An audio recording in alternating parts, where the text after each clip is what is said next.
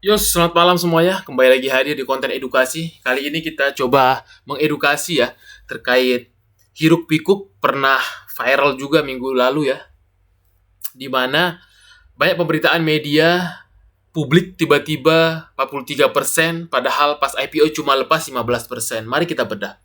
Sebenarnya kalau kita lihat ya di IPO koin ini cuma meluruskan narasi banyak yang belum paham, dan bahkan influencer papan atas juga banyak yang tidak paham, tidak cross check data, sehingga para investor retail juga ditebar fear ya pada waktu kemarin koinnya sempat ARB habis itu bangkit.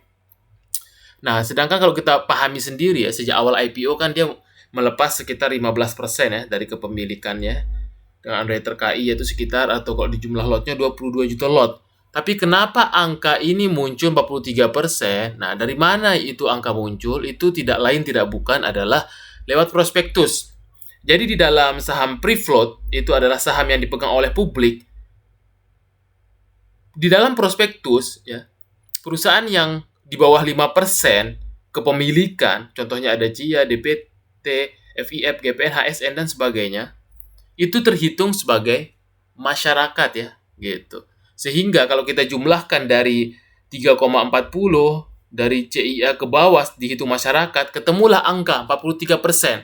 Jadi bukan serta-merta si pemegang-pemegang saham koin ini itu terdistribusi ya. Karena kalau didistribusi tentunya lebih dari 22 juta lot gitu.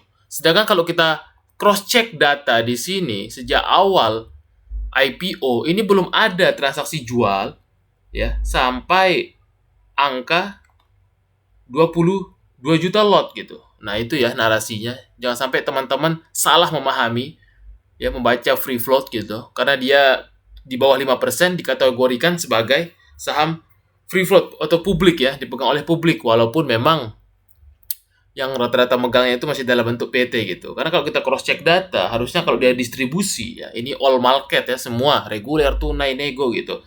Ini belum ada angka 22 juta lot ya, yang paling minimal lah IPO-nya. Kalau ditambah dengan jumlah IPO di sini tentunya lebih dari 22 juta ya harusnya gitu. Tapi karena banyaknya masyarakat atau investor retail kita yang hanya membaca headline news tanpa cross check data ya, padahal di sini juga dijelaskan di kata data ya.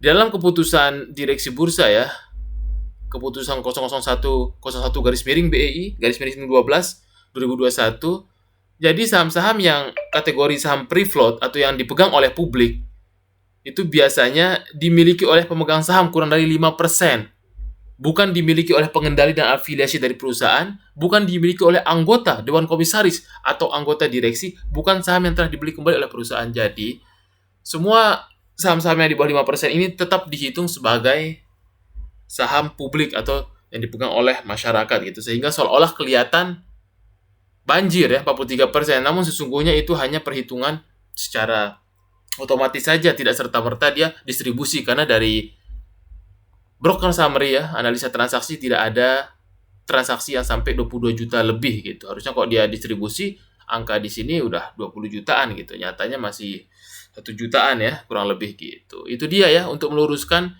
karena sangat disayangkan ya misinformasi ini kalau tidak diterangkan, walaupun memang saya bikin kontennya agak terlambat ya, karena masih mungkin banyak yang belum paham gitu cara membaca saham free float gitu ya. Jangan sampai fatal akibatnya ya, malah fear gitu. Nah, itu dia ya untuk edukasi terkait kenapa tiba-tiba muncul ya 43% saham yang muncul di masyarakat. Jadi itu dia.